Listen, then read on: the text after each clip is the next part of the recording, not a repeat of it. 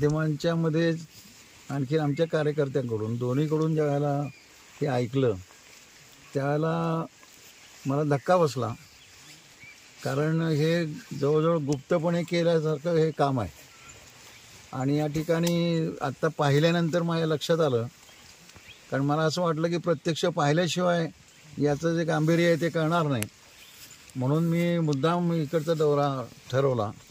आमचे सगळे कार्यकर्ते वेगवेगळ्या गावांचे आहेत, या खोऱ्यातल्या वेगवेगळ्या खोऱ्यातले आहेत, इथल्या उपखोऱ्यांच्या मधले, आणि त्यांनासुद्धा याची काळजी आहे, कारण आमची इथं एक चळवळ आहे आणि ही चळवळ ही निसर्ग नष्ट करण्यासाठी, निसर्ग उद्ध्वस्त करण्यासाठी नसून ती कोयना धरणामुळं बाधित झालेल्या लोकांच्या विकासासाठी आहे.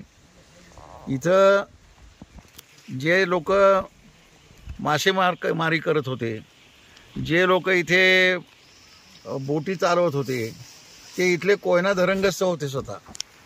आता त्यांचे धंदे बंद पाडलेले आहेत आणि ते सगळं बंद करून मोठमोठे कोट्याधीश लोक, वेगवेगळ्या कंपन्या, मोठमोठ्या कंपन्या या ठिकाणी घुसवलेल्या आहेत.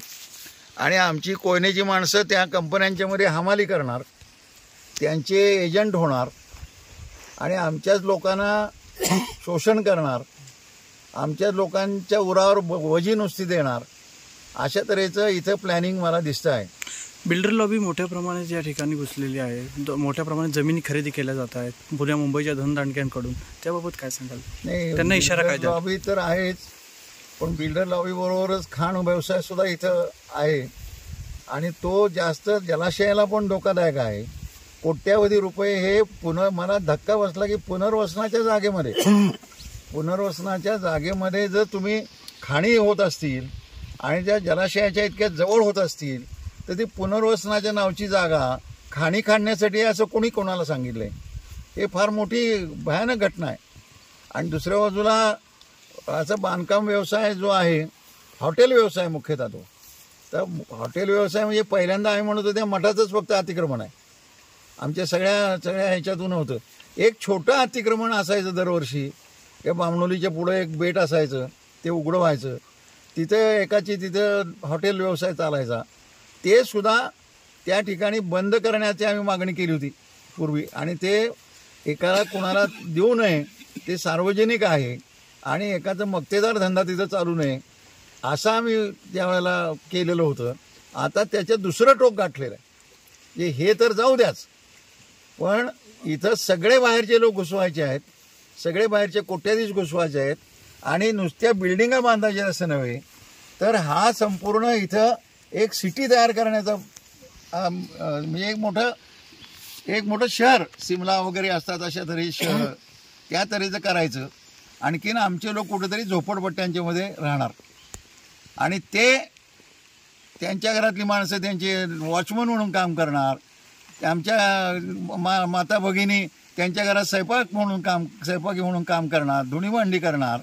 असं जर आमच्या कोयना धरणग्रस्ताच्या त्यागाचा जर काही परिणाम होणार असेल तर मग इथं आम्ही सहन करू शकत नाही ना. ते वेळप्रसंगी आंदोलन वगैरे छेडणार तुम्ही? हे आंदोलनाचाच विषय आहे, नाही साध्या आंदोलनाचा विषय नाही, इथल्या संपूर्ण सह्याद्रीच्या रक्षणाचा विषय आहे. हे जागतिक तऱ्हेचा ठेवा आहे हा, आणि तो जाहीर पण झालेला आहे. आणि अशा ह्याच्यामध्ये एका बाजूला कास पठाराचं एवढं त्याचं कौतुक तर आम्हाला आहेच, पण कास पठाराच्या बरोबर इकडची उद्ध्वस्तता जर लपून राहणार असेल तर मग पर्यावरण रक्षणाचा नुसता डंका पिटवून काय उपयोग आहे? पर्यावरणात माणसं पण येतात, पर्यावरणात झाडं पण येतात, पर्यावरणात बाकीचे प्राणी पण येतात. ते प्राणी कुठं जाणार आहेत?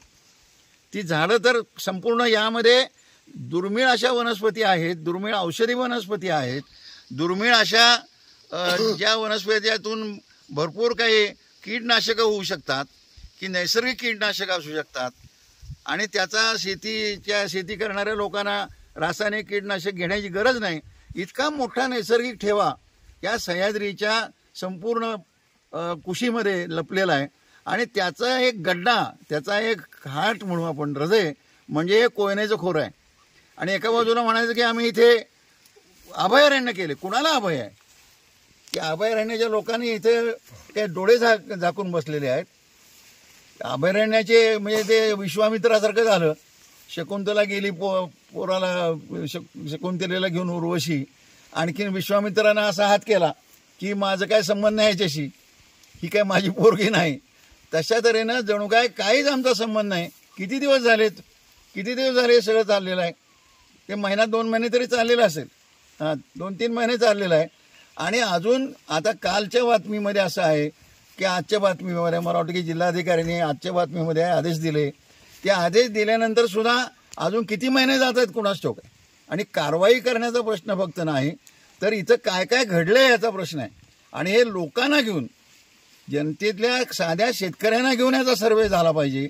हे परस्पर सर्वे करतील, खोटा रिपोर्ट लिहितील आणि काय झालं नाही म्हणून सुद्धा सांगू शकतात. तर आमच्या धरणग्रस्तांच्या त्यागातून, म्हणजे आमच्या धरणग्रस्तांच्या अश्रूतून हा मी पूर्वी 1988ला सकाळला माझा त्यावेळच्या सकाळी एकच पेपर जास्त महत्त्वाचा इथे होता. 88 साली पुढारी सकाळशिवाय काही नव्हतं, ऐक्य होतं. त्या काळामध्ये सकाळला माझा लेख आहे की कोयनेचे अश्रू. आणि हे जलाशय म्हणजे कोयना धरणग्रस्तांच्या अश्रूनच बनलेला जलाशय आहे.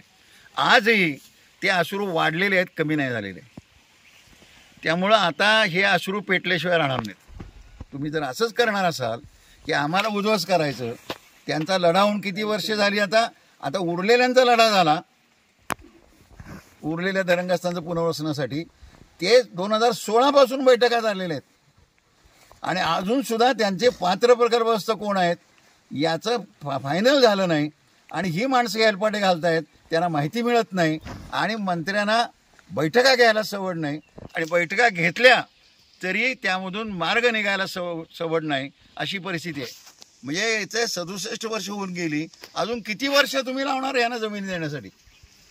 हे भयानक आहे. म्हणजे